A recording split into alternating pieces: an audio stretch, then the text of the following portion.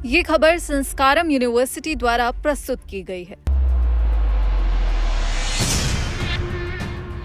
क्या आपकी रसोई का बजट एक बार फिर बिगड़ने वाला है? क्या चीनी की तरह अब प्याज भी आम आदमी की जेब खाली करने के लिए पूरी तरह तैयार है? और सबसे बड़ा सवाल, आखिर सिर्फ एक महीने के अंदर ऐसा क्या हुआ कि मंडियों में प्याज की कीमतें 76% तक उछल गई? चलिए जानते हैं। जिस प्याज को आप रोजमर्रा की थाली का सबसे बुनियादी हिस्सा मानते हैं, वही प्याज के दाम बढ़ने लगे हैं।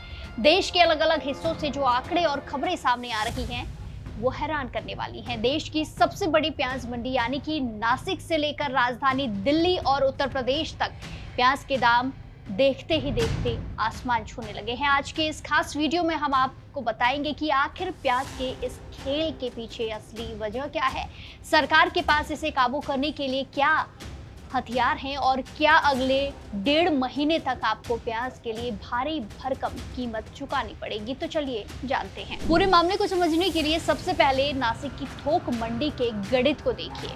ठीक 1 महीने पहले जहां नासिक मंडी में प्याज का थोक भाव करीब 2050 रुपए प्रति क्विंटल चल रहा था, वही भाव अब 3600 रुपए से लेकर 3750 रुपए प्रति क्विंटल के पार निकल चुका है। यानी थोक बाजार में सीधे सीधे 76% से ज्यादा की भारी भरकम बढ़ोतरी दर्ज की गई।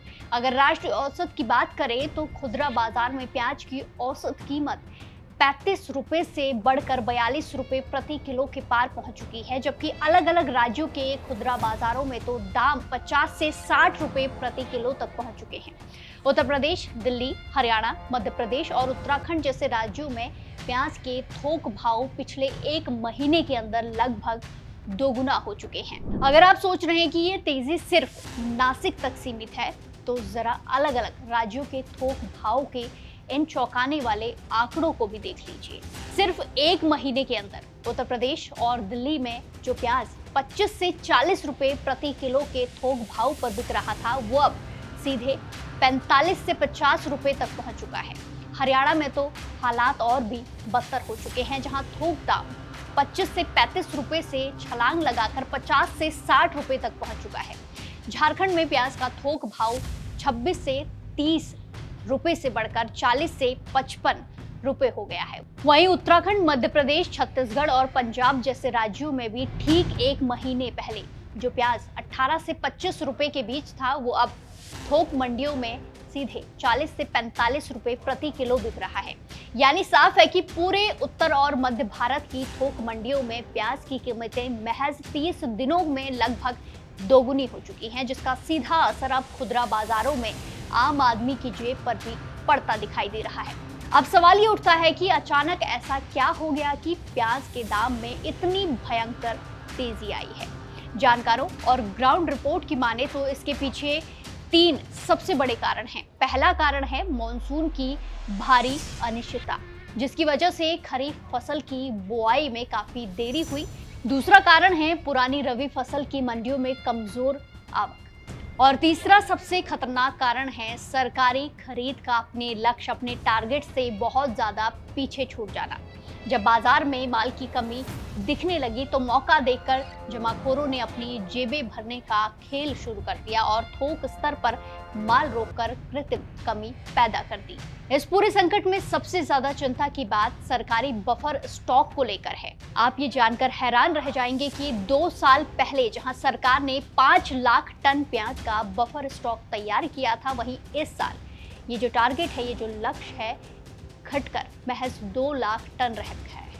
लेकिन परेशानी यही खत्म नहीं होती है। मई के महीने से सरकारी खरीद शुरू होने के बावजूद जुलाई के आखिर तक एजेंसियां सिर्फ 1,20,000 टन प्याज ही जुटा पाई है। दरअसल हुआ ये कि खुले बाजार में किसानों को अच्छा भाव मिल रहा था, इसीलिए किसानों ने सरकारी एजेंसियों को प्याज बेचना जरूरी नहीं समझा। सरकार ने खरीद बढ़ाने के लिए पहले भाव 1875 रुपए से बढ़ाकर 2125 रुपए किया और फिर उसे 2645 रुपए प्रति क्विंटल तक ले गई। लेकिन इसके बावजूद बफर स्टॉक का गोदाम आधा खाली ही रह गया। अब जरा समझिए कि ये खबर आपके और हमारे लिए इतनी ज्यादा अहम क्यों है। प्याज के बाजार में हर साल अगस्त और सितंबर का महीना सबसे ज्यादा संवेदनशील माना जाता है। इसकी वजह यह है कि इस दौरान पुरानी रबी फसल का स्टॉक लगभग खत्म हो जाने की कगार पर होता है और नई खरीफ फसल आने में भी अभी वक्त बाकी होता है।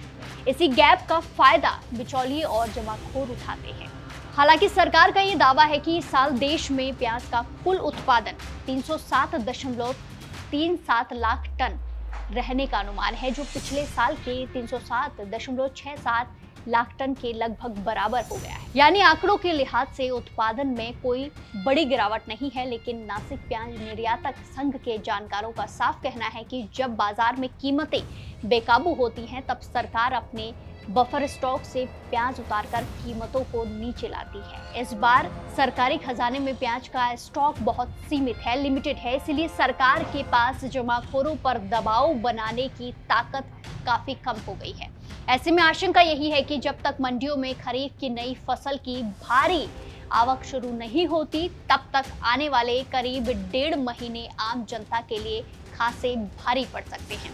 तो अगर समय रहते सरकार ने जमाखोरों पर सख्त एक्शन नहीं लिया और सीमित बफर स्टॉक को सही ढंग से बाजार में नहीं उतारा, तो आने वाले दिनों में प्याज की ये तेजी आम आदमी की रसोई का जायका पूरी तरह बिगाड़ सकती है। दाम और ज्यादा बढ़ेंगे। आपके शहर या गांव में इस समय प्याज किस भाव में मिल रहा है, क्या दाम है?